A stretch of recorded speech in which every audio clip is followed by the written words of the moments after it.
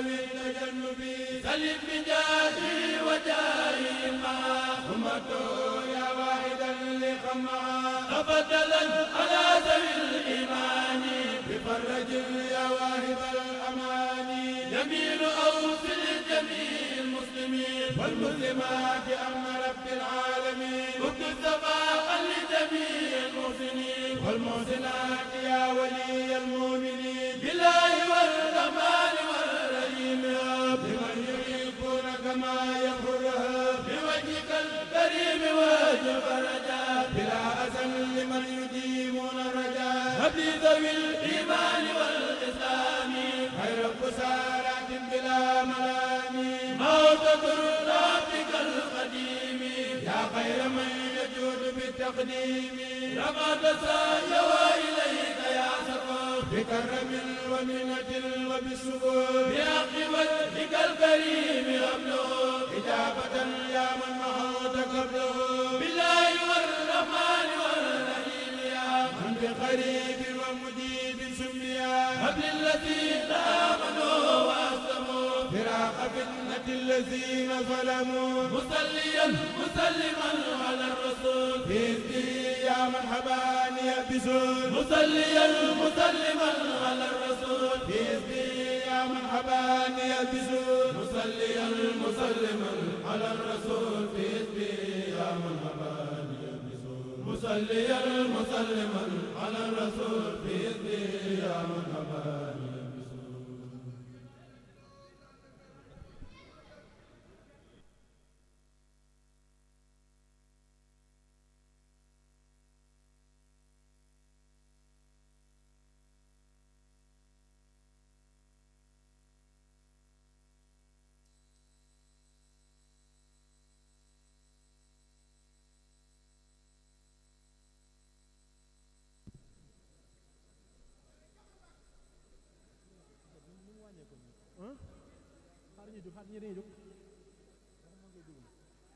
sëriñ bi ñaan na ba noppi kon njàng mi àgg na ñooñu ngeen di dégg ñoo koy gunge incha allah suba ak jàmm di juróom-ñetteelu fan ci weeru Ramadan ñi war a ay njàng mi nag ci biir salle bi ci kanamu sëriñ bi mooy kuréel bi ñu duppee kuréel sëñ Massamba nga xam ne bu Hizbut Tarqiyyah la ñi nga xam ne ñoo ay gàttandu bi ak gunge bi mooy kuréelu Nour Daarayni bu Hizbut Tarqiyyah bu Saint-Louis bu Ndar kon loolu mooy programme suba bi kon ñuy ñaan suñu borom yàggal fi loolu Cheikh Mouhamadou Mountakha Mbacké te may ko wér guddal fanam moom njabootu Sëñ Tuubaa gi yëpp.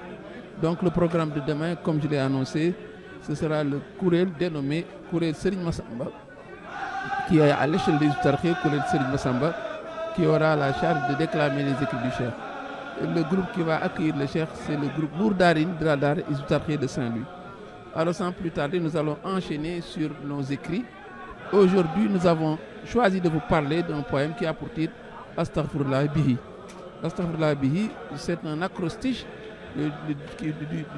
du même propos, un propos qui fait 12 lettres, et c'est pourquoi on a un poème qui fait 12 vers, un douzain donc, et également qui est écrit avec la métrique Rajaz.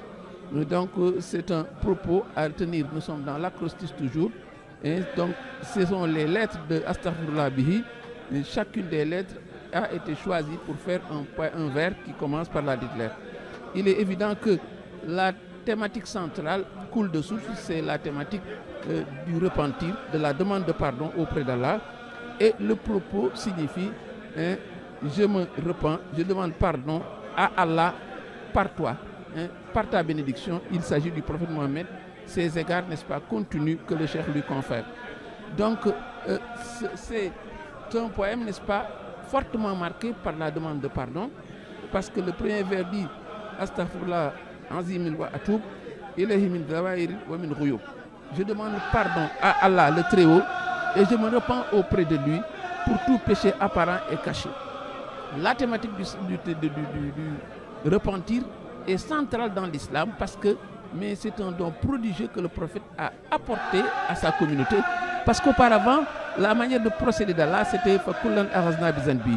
Chaque faute était réparée, était corrigée, était sanctionnée, séance tenante. C'est avec l'arrivée du prophète qu'on a ouvert à la communauté du prophète cette porte pour se reprendre, pour faire une rédemption Et cette porte, c'est le repentir. C'est pourquoi le cheikh a à cœur de présenter ce qu'est le repentir et surtout comment faire un repentir sincère accepté par Allah. Donc, le propos, le vers 1 dit, je demande pardon à Allah le Très-Haut et je me repens auprès de lui pour tout péché apparent ou caché. La pédagogie pour le cheikh, mais c'est d'abord de montrer une demande globale et le péché est abordé de façon générique, de façon globale. Ensuite, il va les désagréger par rubrique et on saura les types de péchés qui existent et pour lesquels il faut tous se repentir. Il dit donc il dit au vers 2, et le même sens générique revient au vers 2, quand il demande pardon, min jumlatil manahi, qu'il demande pardon pour tous les interdits qu'il aurait pu faire, toutes les fautes qu'il aurait pu commettre, n'est-ce pas? Et on voit également que la première classification de ces péchés évoqués apparaît au vers 3, quand il dit Tubtuloho min jumlatil sagha'iri ma'al kaba'iri wa min dama'iri. Je me repens pour tous les péchés véniels, ainsi que les péchés capitaux et des fautes cachées en moi. Donc, les péchés peuvent être classés en péchés graves et péchés moins graves, ce qu'on appelle les péchés véniels et les péchés capitaux. Premier enseignement. Deuxième classification, le cheikh demande pardon, dit-il, pour quelle faute? Kullama taqaddama, wama ta'akhkhara, wama baynahuma. Pour toute faute antérieure, pour toute faute qui va venir, à venir, mais également pour ce qu'il y a entre les deux. Voyez donc, ça également, ce sont les rubriques, n'est-ce pas, de demande de pardon, parce que le cheikh est dans une classification des types de fautes. Il a parlé des péchés véniels et des péchés capitaux. Il parle maintenant des péchés antérieurs, des péchés futurs, mais également de ce qu'il y a entre les deux. Deuxième classification. Et le nom de Dieu convoqué ici n'est pas anodin. Il l'appelle la Ghafar. La Ghafar, c'est le nom de Dieu qui est le pardonneur. Le pardonneur est bien calé avec, n'est-ce pas, la demande de pardon. Et à partir du vers 5, le poème migre vers une demande comme pour montrer que j'ai quitté l'exécrable, je vais me diriger vers ce qui est excellent.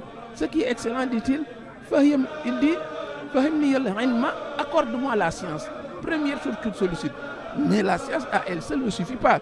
Il faut y ajouter Zid Ilman, il faut augmenter cette science. Wa Amalan, il faut agir, mais également Adaban, il faut également la police légale. Et pour que la chose soit complète, évidemment, là nous avons quitté donc le domaine de toutes ces fautes exécrables, répugnantes, et le cheikh migre maintenant vers ce qu'il demande. Ce qu'il demande en pole position, il y a le savoir, mais pas ce savoir théorique, associé à l'action, puisque chaque fois que le Coran dit il ajoute ceux qui croient, mais également ceux qui font des œuvres pies. Et également, il faut y associer la compréhension de la science. Il faut un discernement. Cette science demande à être augmentée, à être fructifiée, mais également, il y a ce besoin de la politique légale et du discernement pour que le musulman soit un musulman complet. Donc, toutes ces demandes vont dans le même sens. Au vers 6, on dévoile cette ambition du cheikh, cette ambition en carrière spirituel, parce que nous l'avons dit, tout texte littéraire a des dominantes, c'est vrai, mais il y a des thématiques complémentaires qui viennent s'y greffer après le repentir, après donc cette demande de pardon, après cette classification, mais il y a également cette demande pour un savoir, mais aussi cette ambition spirituelle, cette carrière spirituelle. Parce que quand le cheikh dit Wajal Hayati min shaqa'in wa mani', Wajal Hayati min shaqa'in mani', fait de ma vie un rempart contre la disgrâce. Et à partir de ce vers 8, il y a un focus sur ses écrits, ce qui ne pouvait pas manquer. Il dit fait converger dans mes écrits tous les bienfaits précédemment épars et purifie ma pérennité. Donc c'est une injonction à lire ses écrits, une voie royale pour éviter le péché, pour arriver maintenant à se repentir. Première chose évoquée. Il y a ensuite au vers 9, par ton autre créateur, dit-il, Kun, procure-moi les meilleurs bienfaits en récompense de mes méditations profondes et protège mes écrits. Également, la méditation, c'est une injonction de l'islam. Le musulman, il est invité à méditer, pas sur l'essence d'Allah, mais sur tous les signes qui peuplent le monde. Ça également, c'est la voie royale pour ne pas tomber dans la faute, pour avoir à se repentir. Il ajoute, accorde-moi dans la récitation du Coran un bien immense venant de toi. Donc c'est également une injonction implicite pour la lecture du Coran, qui est également la voie royale pour ne pas tomber dans la disgrâce, dans la faute et avoir à se repentir. C'est donc un hommage pour le Coran qui se confirme au vers 11 quand il dit « Fais de mon cœur la demeure de tes versets ». Et le vers 12 finalement somme comme une sorte d'happy end quand il dit « Fais de mon existence une béatitude pour ceux qui se repentent ». Donc le cheikh renoue avec la thématique du repentir et pour dire donc qu'il faut surtout avoir à l'esprit, au-delà de tout ceci, le fait que le cheikh se repente pour des péchés véniels, pour des péchés capitaux, par humilité. Mais ce qu'on retiendra de lui, il avait dit ma perfection est couronnée. Celui-là n'a aucune opportunité pour faire une transgression au point, n'est-ce pas, de se repentir, et pourtant il se repent. Le prophète disait qu'il se repent 70 fois, s'il le fait a fortiori le commun des croyants, le commun des mortels, le commun des disciples. Donc c'est une invite, n'est-ce pas, unilatérale à se repentir. Si le cheikh le fait, a fortiori les autres. Wassalamu alaikum wa rahmatullahi ta'ala wa barakatuh.